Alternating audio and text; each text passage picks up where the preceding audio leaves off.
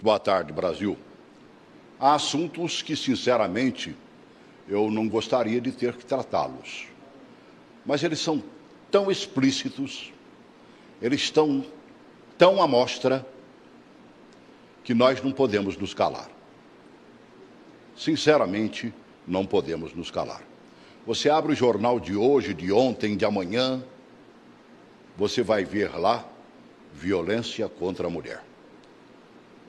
Não raramente, esta violência chega a vias de fato, ou seja, o que era agressão vira assassinato.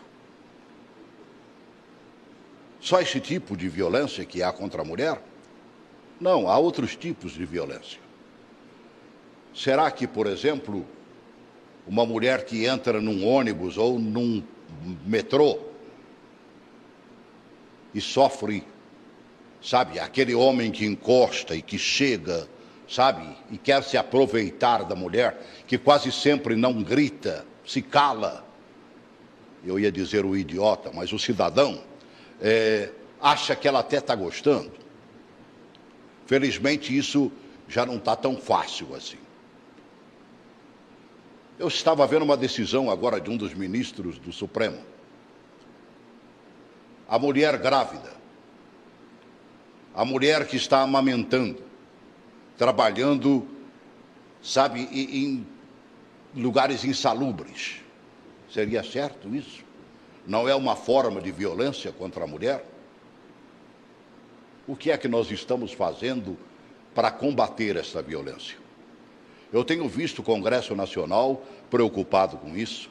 Eu tenho visto a nossa própria Câmara Legislativa tentando trazer para si a responsabilidade de ajeitar uma maneira de combater este fato que está aí exposto. As nossas televisões, dias desses eu estava assistindo o DF-TV e o Jornal Nacional, inclusive.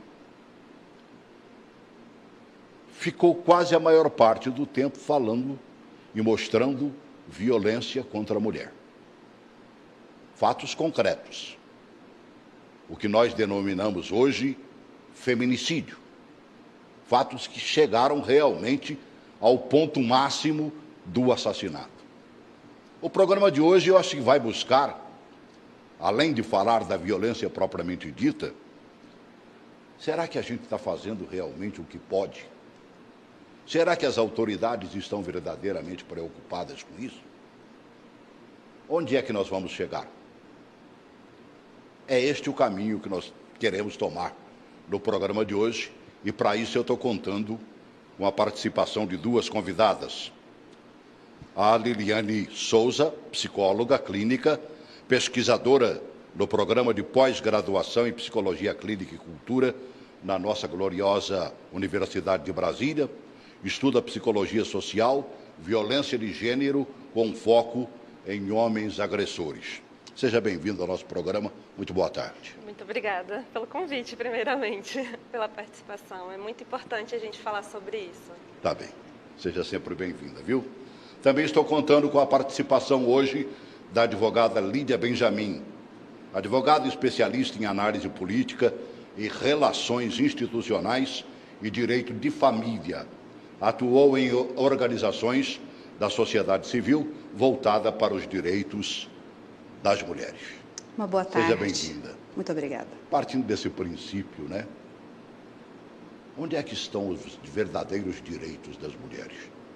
Eles estão expostos na nossa lei ou eles precisam ser mudados e a lei deverá ser efetivamente mudada? Bom, primeiramente, para se ter uma análise desse questionamento, nós temos que partir de duas premissas: as nossas obrigações, os nossos deveres, os nossos direitos. O que é garantido à mulher e o que é a proteção que ela abarca nessa situação, nesse cenário legal que temos aqui.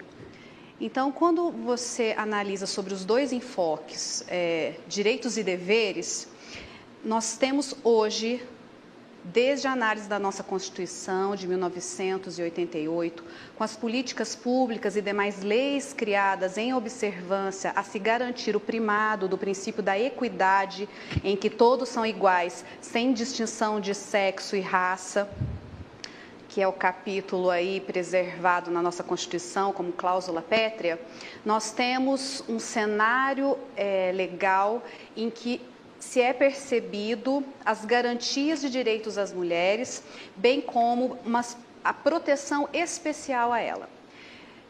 Por exemplo, está tramitando agora no Congresso Nacional, já está no Senado, o projeto de lei 510 de 2019. Ele foi iniciado por um deputado do PSL do Rio de Janeiro e teve uma alteração na Câmara pela deputada Érica Cocai, em buscar uma alteração que vai implicar tanto na Lei Maria da Penha, quanto também no novo Código de Processo Civil, não tão novo assim, de 2015, Sim. Em que as vítimas de violência doméstica, quando elas estão no juizado de violência e combate à violência das mulheres, elas podem, naquele momento, avisadas pelo juiz, pelos servidores, de que há a possibilidade dela pedir o divórcio.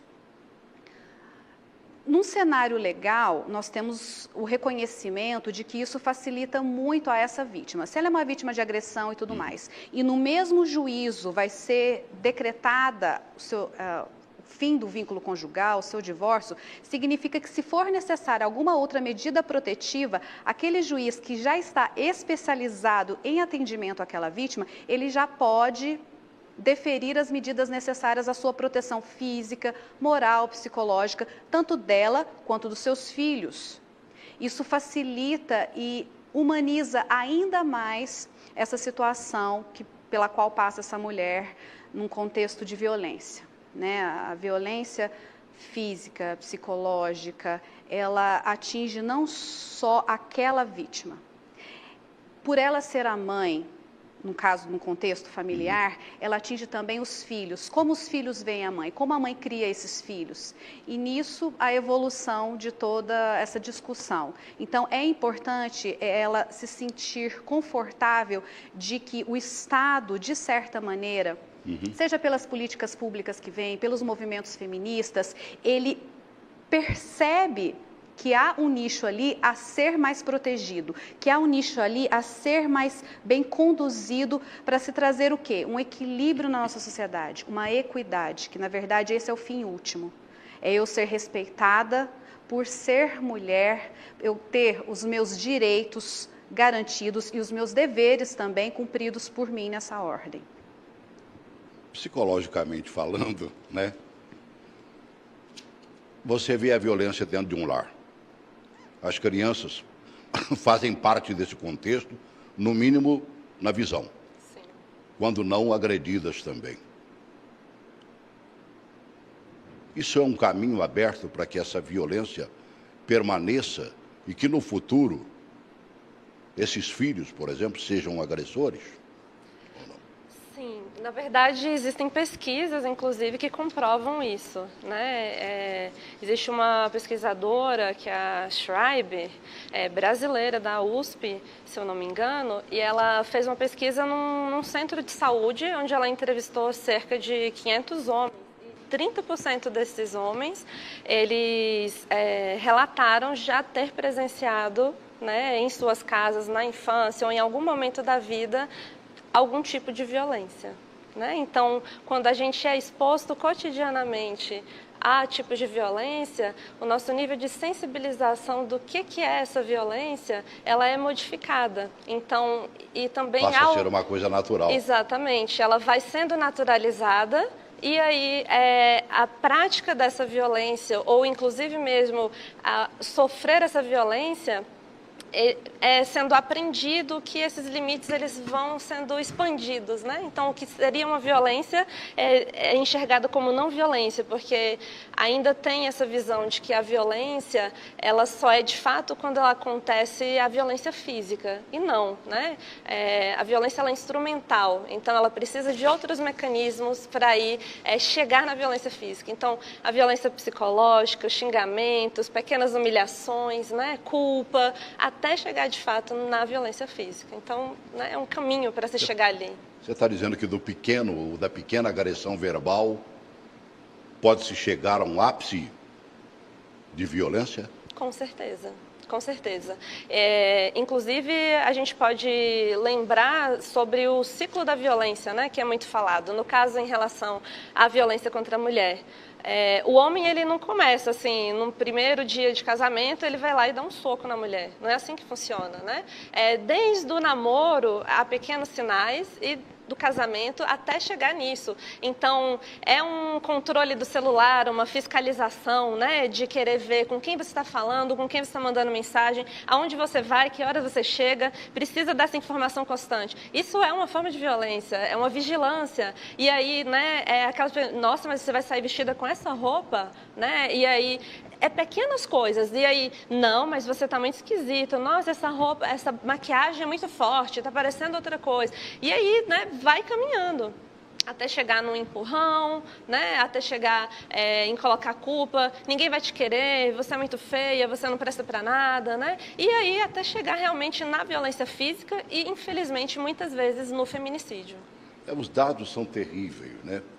Eu estava vendo dados da ONG Fórum Brasileira de Segurança Pública, né, mostrando, inclusive, que diversas iniciativas já foram anunciadas para tentar coibir essa violência de gênero no Brasil.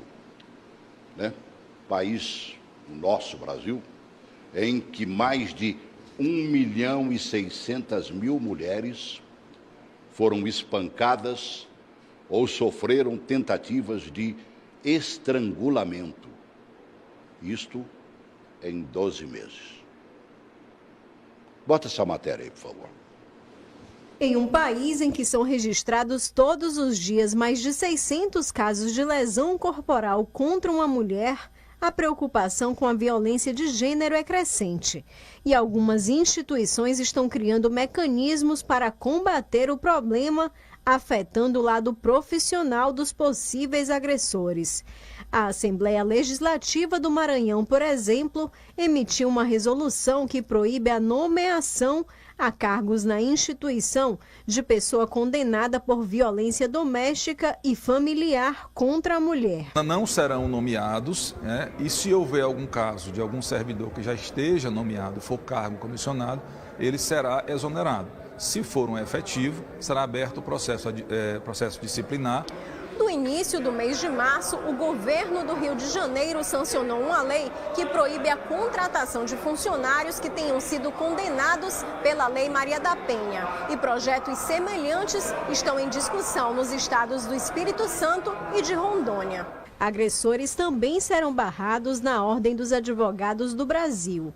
Uma nova súmula aprovada pelo Conselho Federal impede a emissão do registro na entidade a bacharéis que tenham cometido violência de gênero. A decisão pode se estender a antigos profissionais. Estamos baseados no artigo 8º do Estatuto da Advocacia e da OAB e estamos nos baseando também no artigo 34 do Estatuto da Advocacia e da OAB, referente aos bacharéis já inscritos no quadro da ordem. Em um país em que uma mulher é morta a cada 2 horas, qualquer iniciativa que tente reverter esse quadro de violência é bem-vinda. Para aquele que tem a pretensão de se inserir no mercado profissional, que pretende ingressar no concurso público, que pretende estabelecer uma carreira dentro da área jurídica ou de qualquer outra que seja, ele vai saber que se ele tiver aquele tipo de prática, ele pode arruinar com a carreira profissional, com o futuro. Minha cara advogada, isso aí surte efeito? Sinceramente. Trancar as portas, por exemplo, de acesso ao cidadão que já cometeu agressão e tudo mais. Esse é o caminho? 2 pontos, eles devem ser primariamente analisados antes de você discutir se isso dá efeito ou não. Dá efeito? Claro. Sim. Mas até que ponto? Para quê? Como que a gente vai condicionar isso? E a questão do direito ao esquecimento? Um agressor que cometeu esse tipo de atitude há 10, 15 anos atrás, isso vai retornar?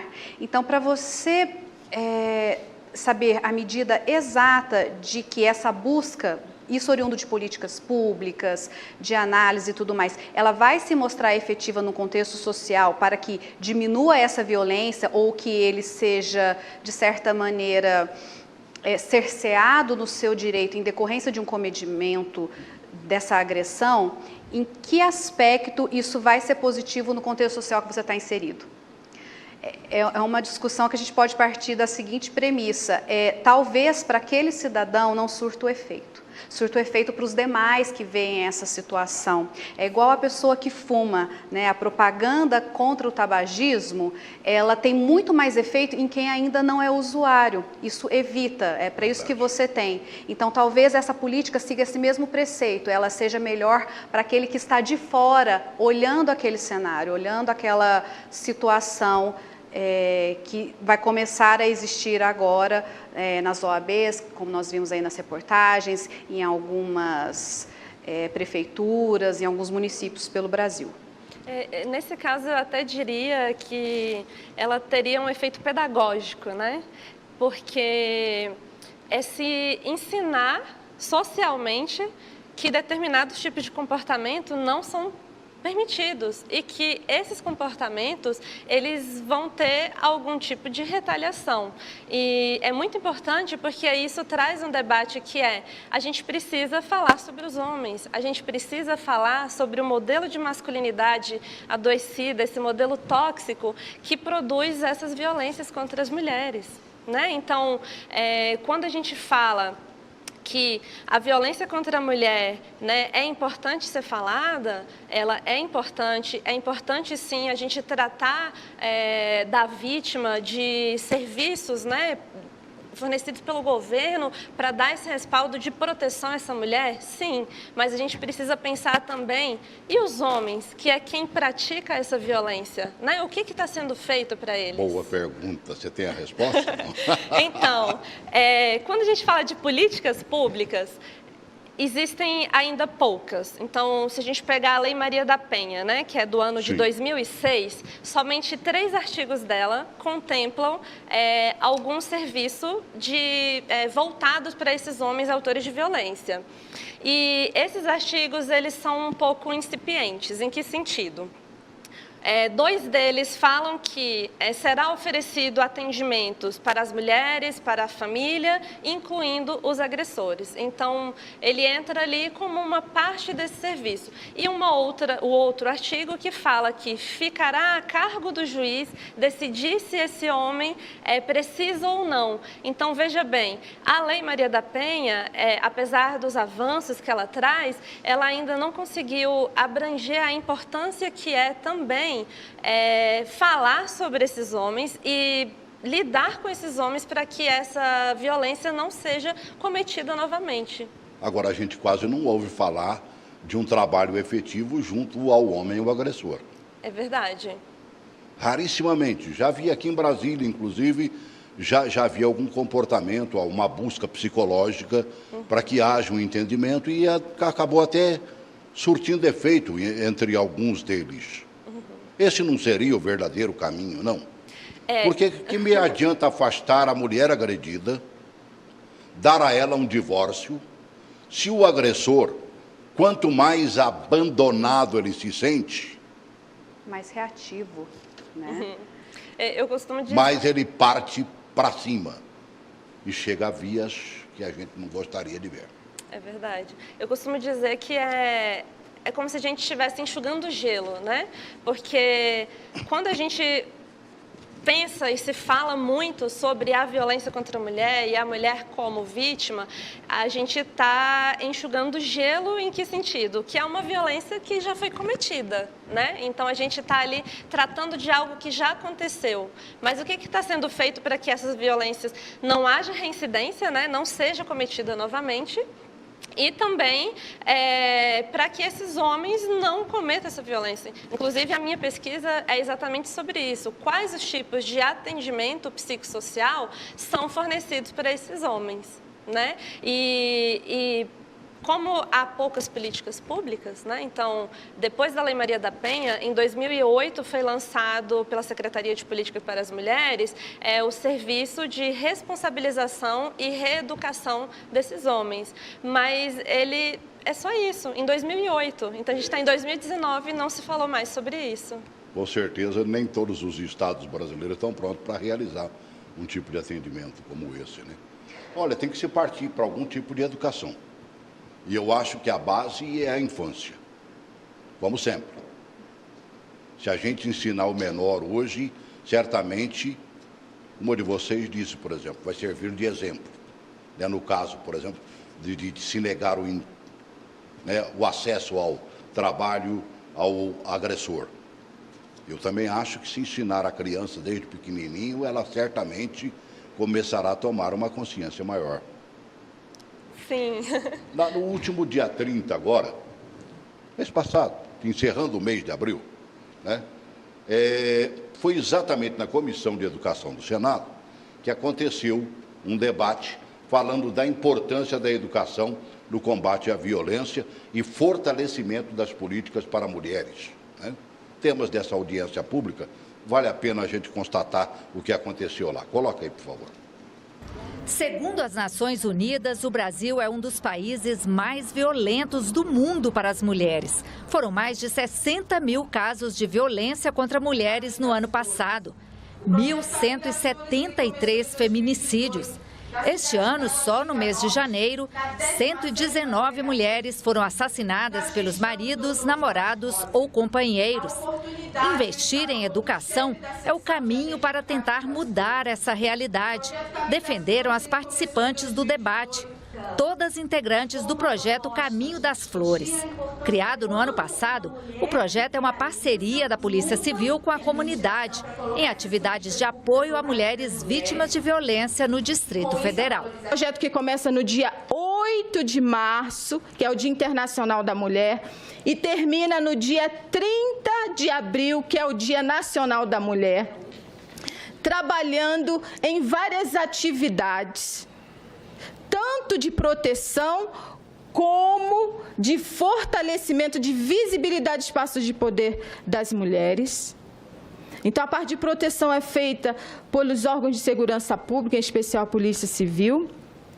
E a parte de valorização da mulher é feita pelos nossos parceiros sociais, onde cada parceiro, senador, entrega um produto social para a sua comunidade. Hoje, quando uma vítima de tentativa de feminicídio chega à nossa delegacia, o olhar tem que ser diferente. O olhar é como a doutora Lúcia Bessa, ano passado, bem disse. O olhar deve ser de solidariedade, de sororidade, um olhar onde uma mulher vai dar força, vai dar apoio para outra e não vai julgar. Não dá para falar em políticas públicas para as mulheres sem falar de mudança de mentalidade. Também ressaltaram elas. A Lei Maria da Penha prevê, entre outras ações, a promoção e a realização de campanhas educativas de prevenção à violência doméstica e familiar contra a mulher, voltadas para o público escolar e para a sociedade em geral, e a difusão desta lei e dos instrumentos de proteção aos direitos humanos das mulheres. Eu venho acompanhando esse projeto maravilhoso, Caminho das Flores, né? Mais intensamente esse ano, e infelizmente eu acabei de ser vítima também de violência doméstica. Vi um grande amor gritar dentro de mim, como eu sonhei um dia. All the leaves are brown and the sky is gray. Dessa matéria, o que eu achei mais importante foi exatamente a necessidade de se educar o pequeno. E aí? Quando você educa a criança, você cria o homem, né? Então, é muito importante voltarmos mesmo para o cerne da questão. A questão do contexto em que essa criança está inserida, a questão escolar, a questão de educação, isso é extremamente importante. E quando a gente se depara com esses vídeos, que isso reforça esse comportamento, se nós formos pegar durante a história do Brasil, a história das constituições brasileiras, todas as discussões envolvendo a questão da mulher, a questão da educação, é tão evidente a nossa evolução, apesar de ainda ter muita coisa para acontecer, que veja, na década de 70 e tudo mais, que tem a lei do divórcio, 1977, e aí você tem umas figuras como Leila Diniz, conseguindo separar a questão da família, do sexo e do amor, que na época foi uma discussão que trazia uma comoção nacional de rejeição, muito de apoio, e nós estamos num contexto discutindo outras coisas da mesma forma. Que eu vivi bem esse momento. Exatamente. Então, hoje também você fala de questão de políticas públicas, de Lei Maria da Penha, dessa organização, e há também os movimentos que, da mesma maneira que na década de 70 houveram aquelas críticas e tudo mais,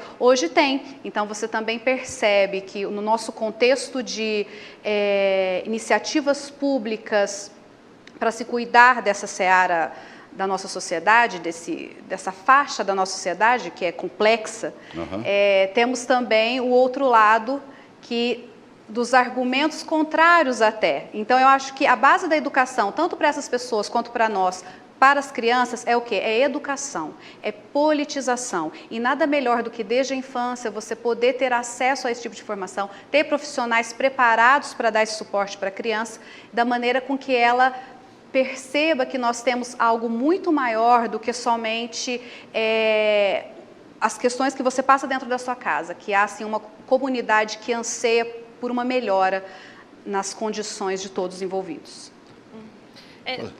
Uma colocação que eu não posso deixar, você emenda e fala o que você queria, mas eu não posso deixar de botar esse bedelhozinho aqui, Liliane. Educação, caminho.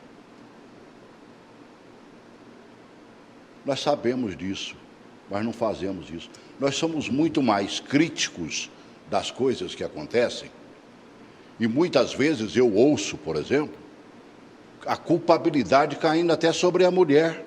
Ela procurou isso, ela queria isso. São maldosos, são terríveis. Nós não temos que vencer esse ranço, porque é um verdadeiro ranço isso. Como é que a gente vai fazer se a criança já vive esse ranço dentro de casa? Então, eu acho que a matéria traz isso um pouco do que a Lídia falou, né? Que é a importância dessa educação e reeducação. Eu acho que a gente não pode pensar somente nas crianças, na escola. É óbvio que é importante porque a escola é o lugar onde se aprende como conviver em sociedade, né? Então, é ali que a gente vai aprender esse funcionamento. Mas existe uma série de homens e mulheres que estão aí no mundo e que precisam também ser reeducados. Então, o que eu trago, que eu acho que é muito importante, é que é um fenômeno que ele é histórico, é um fenômeno cultural de uma sociedade machista, de uma sociedade que entende ainda, mesmo que simbolicamente, apesar de existirem leis, políticas públicas, de que a mulher é propriedade do homem, de que o homem é superior à mulher, de que o homem ocupa lugares de privilégio. E é exatamente essa mentalidade que precisa ser mudada. Porque enquanto a gente não falar que essa posição, né, de opressão que os homens colocam as mulheres não mudar, a gente não vai conseguir avançar com a velocidade que a gente gostaria. Então, é importante a conscientização, a responsabilização e a participação desses homens nesse processo de mudança, nesse processo de equidade. Agora, os números nos apavoram. Sim. Quando você fala, por exemplo, e aquela primeira matéria que nós colocamos, fala em 1.600.000 mulheres espancadas ou tentativas de estrangulamento. Quer dizer, não se contou o número de feminicídios aí. Aumentou o número, será, de mulheres agredidas? Ou é porque a mulher hoje está botando a boca no trombone, o que ela não fazia antes, até porque ela não tinha sequer uma porta aberta para isso? O advento da delegacia da mulher, acho que, inclusive, você como advogada, sabe que deve ter melhorado muitíssimo para que a mulher trouxesse à baila o que estava acontecendo com ela. Exatamente. O judiciário como um todo ele já está mais preparado para ter um melhor atendimento à vítima de violência doméstica e a todo o núcleo familiar, né? É uma coisa impensada há 10, 15 anos atrás. Em termos de história, somos ainda recém-nascidos nessa etapa.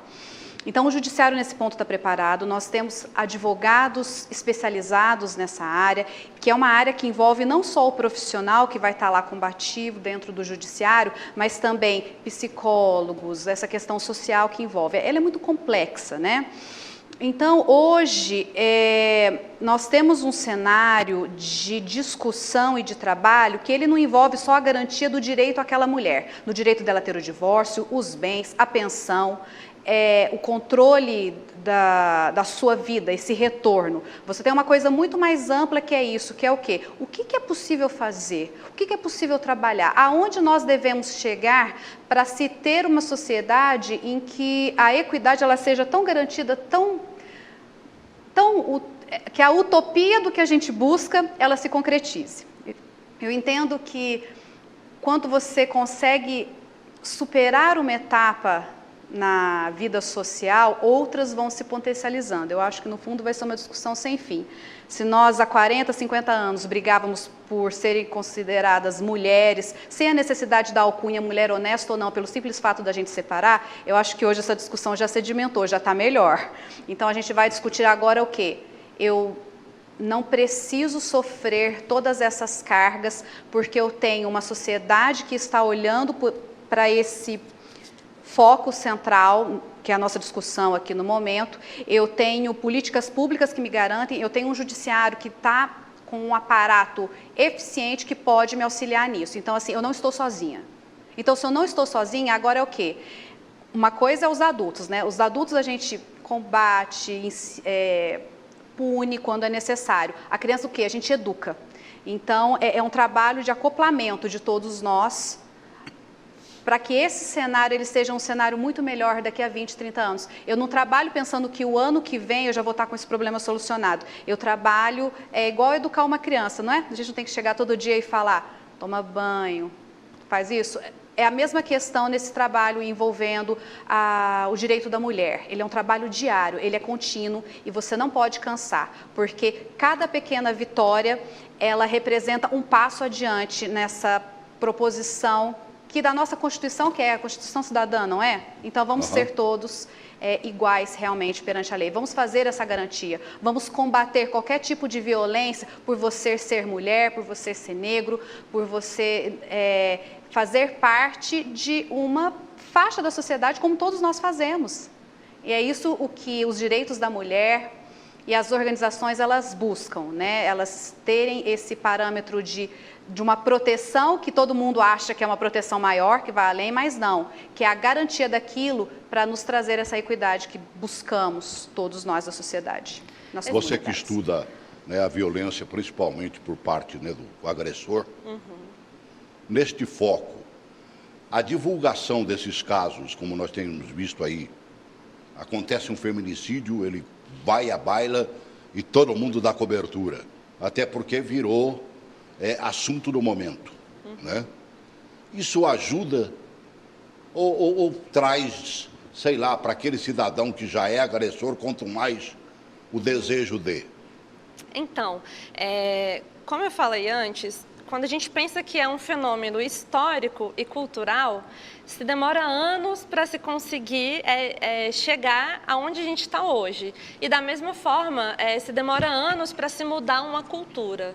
Né? Então, se a gente pensar que a Lei Maria da Penha é do ano de 2006, nós estamos em 2019, né? Então, são muitos anos depois e agora que as mulheres se sentem, né, empoderadas, protegidas, com ferramentas do Estado para poder falar sobre isso. E a gente tem a lei também do feminicídio de 2015, que também colocou em voga isso, do tipo, não é só a violência contra a mulher, isso pode ser fatal, isso pode levar uma pessoa à morte. Então, a rede de apoio dessa mulher é muito importante, Porque muitas vezes ela não consegue sair desse ciclo de violência, mas pessoas que fazem parte ali do ciclo da família, é um vizinho, é uma amiga, que vê ela naquela situação e consegue, né, fazer a denúncia, consegue auxiliá-la de alguma forma a romper com esse vínculo da violência. Então, eu acho que a importância é entender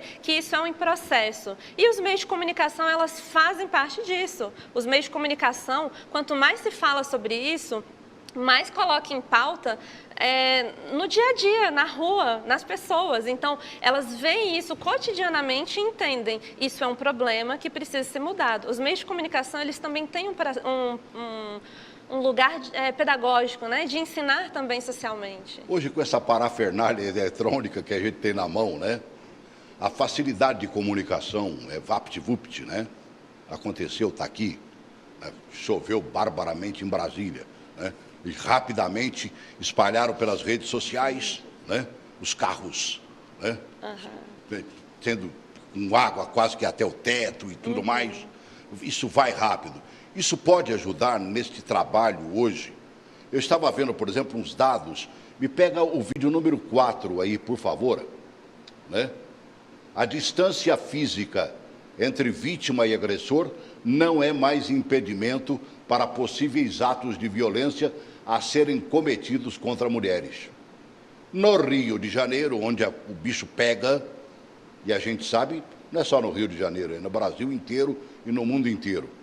A Delegacia de Atendimento à Mulher registra um aumento expressivo de casos praticados por meio das redes sociais. Coloca aí, por favor. Insultos, humilhações e ameaças pela internet. Cada vez mais mulheres se transformam em vítimas de agressões no mundo virtual. Uma pesquisa do Fórum Brasileiro de Segurança Pública revelou que no ano passado, 8,2% das mulheres entrevistadas relataram ter recebido algum tipo de ofensa pela internet. Isso representa um aumento de 7 vezes em comparação com 2017. Quase sempre o agressor é uma pessoa conhecida. No caso desta mulher, que prefere não se identificar, foi o ex-namorado, que estava inconformado com o fim do relacionamento. Eu tenho nojo de você nunca vai conseguir ter ninguém na sua vida, você é horrível. Tudo pra me menosprezar, ele falava, me colocava o maior tipo de humilhação em palavras e gestos que ele pudesse. Apesar das agressões, ela não procurou a polícia. Eu não fiz nenhum tipo de denúncia porque eu achava que aquilo era passageiro. A delegada Fernanda Fernandes diz que não denunciar é um erro. Ela fala que a vítima deve guardar os textos com as agressões e sempre procurar a polícia. A vítima tem que usar a internet ao seu favor. Tem uma ameaça feita, printa antes que o agressor apague. Porque se ele apagar, ela perde a materialidade. Então, printa e traga pra gente. Geralmente, violência doméstica, os crimes são praticados entre 4 paredes. Com a internet, isso acaba trazendo um ponto favorável para a vítima. Advogada, isso ajuda. Eu fico imaginando o seguinte, às vezes a mulher se diz agredida e não consegue provar esses tipos de agressão. Por exemplo, se há uma agressão moral, aquela agressão, né, de boca realmente. Agora, pelas redes sociais vai estar lá estampado. Isso poderia ajudar, juridicamente falando? Isso ajuda muitíssimo, porque esse tipo de comunicação, né, as mídias sociais, no modo geral, é como a gente fala hoje com os nossos amigos, com os nossos parentes, familiares, namorados, enfim, companheiros e companheiras e namoradas. Então, quando você toma esse cuidado de fazer o registro, de guardar todo tipo de agressão verbal que aquela pessoa está ali fazendo, ou uma ameaça, é importante você ter isso como prova, porque isso auxilia muito nas medidas protetivas quando você procura o auxílio do judiciário para que aquele agressor, aquela pessoa em potencial que pode vir a lhe fazer algum mal físico ou essa continuidade moral, ou às vezes, muitas delas, elas acabam um relacionamento e ele ainda insiste em retornar e tudo mais, isso auxilia o judiciário. Você dá, na verdade, mecanismos para que o judiciário, mediante aquelas provas, verifique que você é uma pessoa que precisa dessa proteção na urgência que se demonstrar com os documentos que você está trazendo. Então, é muito importante esse cuidado que toda vítima, nós todos, temos que ter em guardar essas conversas e vídeos e tudo mais. Há mais ou menos 2 meses atrás, apareceu um vídeo realmente de uma mulher, salvo engano, foi no estado do Goiás. Ela já sofria violência do namorado há um tempo e ela então decidiu fazer uma gravação, obviamente sem o conhecimento dele. Até isso vale também como uma forma e como um meio de prova, porque ela estava no vídeo, ela era vítima e ela utilizou isso no processo. Ela sofreu retaliação, mas por outro lado também ela conseguiu no judiciário uma medida protetiva para que aquela pessoa não estivesse mais no seu convívio social, né? Essa medida protetiva ela vale muitas vezes para quando você está no ambiente, aquela pessoa chega, quem tem que se retirar é ela. Quando você liga para a polícia, quem sai é ela. Uma colega sua, lá da UNB, né? Professora Cristina Castro Lucas, ela idealizou um projeto, né? E a Câmara Federal lançou agora no mês de abril, plataforma de inteligência artificial, que deram o nome de Glória, né, para coleta de dados segmentados e disseminar informação sobre violência doméstica. Tem meio que a ver com isso aí, comentado pela nossa advogada. Sim, se a gente pensar que a sociedade evoluiu, né, com a globalização, com a internet, o acesso aos meios de comunicação. A nossa vida hoje ela não existe sem as redes sociais, sem a internet, sem o celular, né? Então, isso é favorável também como uma forma de apoio para essas mulheres, né? Então, se você pensa hoje, a quantidade de casos que a gente não vê passando no jornal de mulheres que mostram hematomas, agressões que sofreram, e aí ela posta, né, com um texto relatando o que ela passou. E aí, através disso, outras pessoas vêm, ajudam a denunciar ou fazem o caso ter uma visibilidade maior para poder impactar as pessoas. Então, isso também é muito importante e tem uma força muito grande na sociedade que a gente vive hoje. A gente vê a busca está intensiva, né? É a Câmara discutindo o assunto, é o Senado debatendo o assunto. Sabe, eu não sei, uma de vocês falou, eu acho que a outra complementou, de que não é coisa para ontem, muito menos para amanhã, a solução do problema. Até onde a lei pode valer? Eu vejo, por exemplo, tem certos casos de agressão de 1 a 5 anos. Um bullying, por exemplo. Você pega, por exemplo, essa questão que eu citei no início do programa. A mulher entra dentro de um ônibus ou dentro de do metrô e ali sofre a famosa agressão do cidadão que não tem o que fazer na vida e fica bulinando a própria mulher. 1 a 5 anos, quer dizer, ele não será preso, será? Pode ser preso, e aí dependendo se é primário e tudo mais, a questão das consequências dele sair antes, enfim. Quando você olha a punição, você tem que olhar também o que está sendo implementado para a ressocialização dessa pessoa. Que é justamente, trabalhar o agressor. Porque nós vamos pegar, eu vou chamar de crimes comuns, só para diferenciar essa nossa discussão. Os crimes comuns. O que o Brasil tem apresentado para todas as pessoas que estão encarceradas é uma ressocialização daquele preso. O que tem sido feito? Nada. A mesma coisa com esse. Então, assim, quando você está no presídio, você cai numa vala comum, né? Lá não se discute quando você está encarcerado, o que te levou para lá, qual o motivo. Você é mais um preso comum para o Estado. O que vai diferenciar? É a maneira com a qual o Estado vai olhar para essa pessoa que está lá dentro. Então, assim, punir, ele tem um caráter que pode solucionar para grande parcela que diz assim, olha, eu não vou fazer isso porque eu não quero sofrer as consequências desse ato. Mas e o cara que realmente faz? E o agressor que realmente pratica isso? O que você pode trabalhar? Puni-lo não vai ser suficiente. Você tem que o quê? Ressocializá-lo. Como? Qual é a forma? Aí é que vem a questão das políticas públicas. Então, como dito anteriormente, é uma questão muito complexa. Ela envolve muitos atores da sociedade. Não é só o Estado prendendo, não é só a vítima também falando. É tudo isso e mais um pouco. O que é mais um pouco? Todas as camadas da sociedade em participação, uma educação na infância, você quando sofrer essa vítima ou ver uma agressão do seu lado, ter uma voz ativa. Então somos todos nós, você que está aí, quem está nos assistindo, todas as pessoas envolvidas na busca de uma conscientização, para que daqui a alguns anos nem prisão há de existir, né? Obviamente isso é uma utopia, eu não acredito que nós vamos chegar nesse nível, mas a busca é para que isso seja a exceção, não a regra. Talvez a regra hoje esteja existindo porque as mulheres estão falando mais.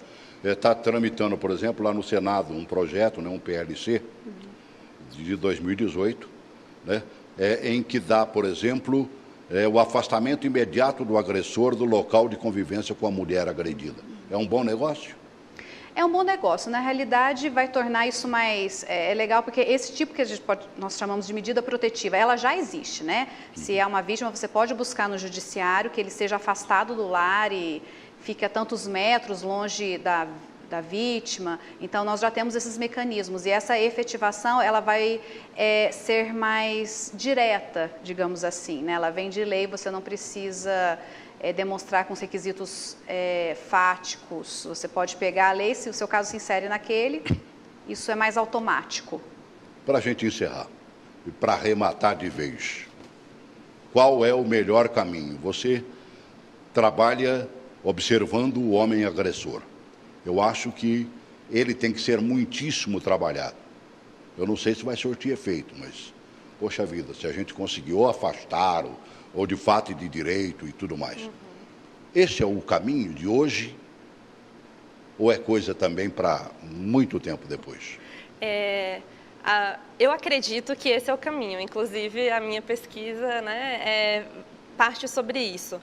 A gente precisa falar desses modelos de masculinidade que estão adoecidos, são modelos que não só trazem consequências para violências contra as mulheres, como para eles mesmos.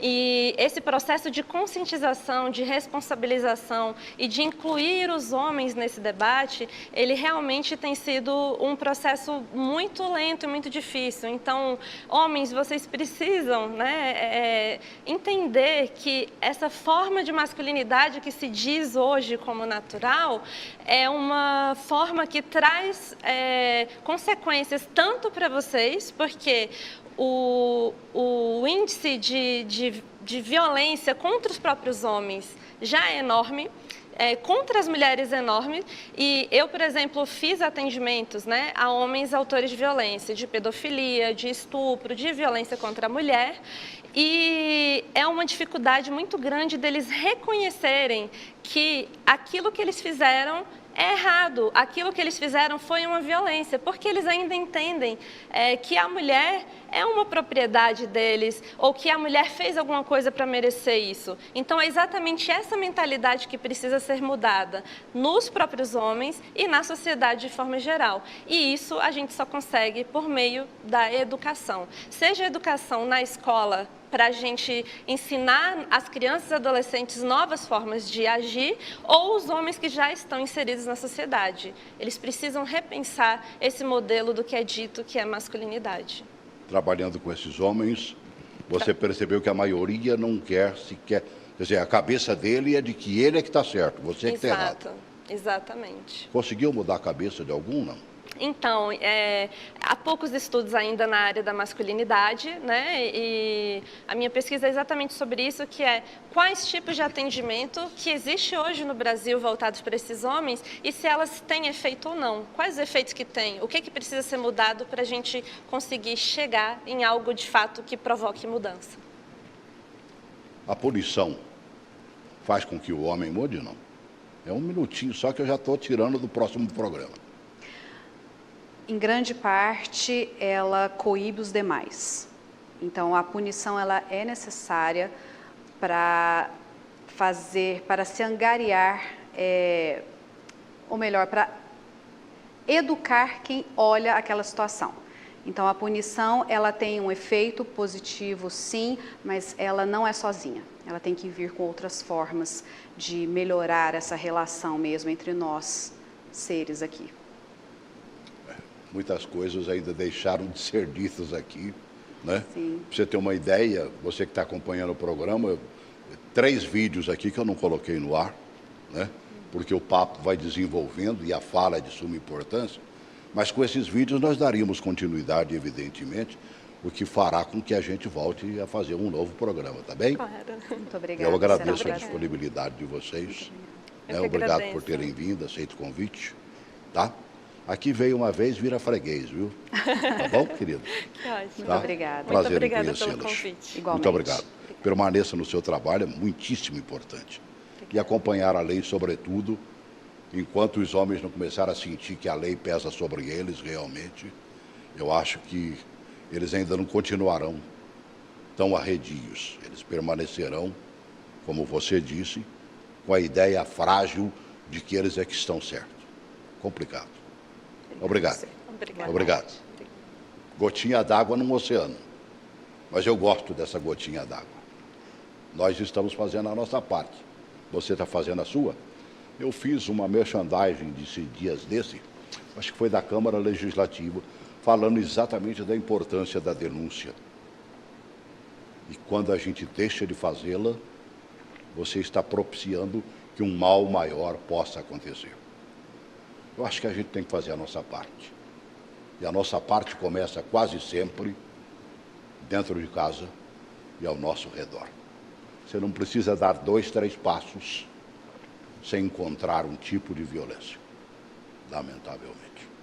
Façamos a nossa parte, ajudemos aquelas que são agredidas e busquemos o mais que a gente possa melhorar a situação. Grande abraço.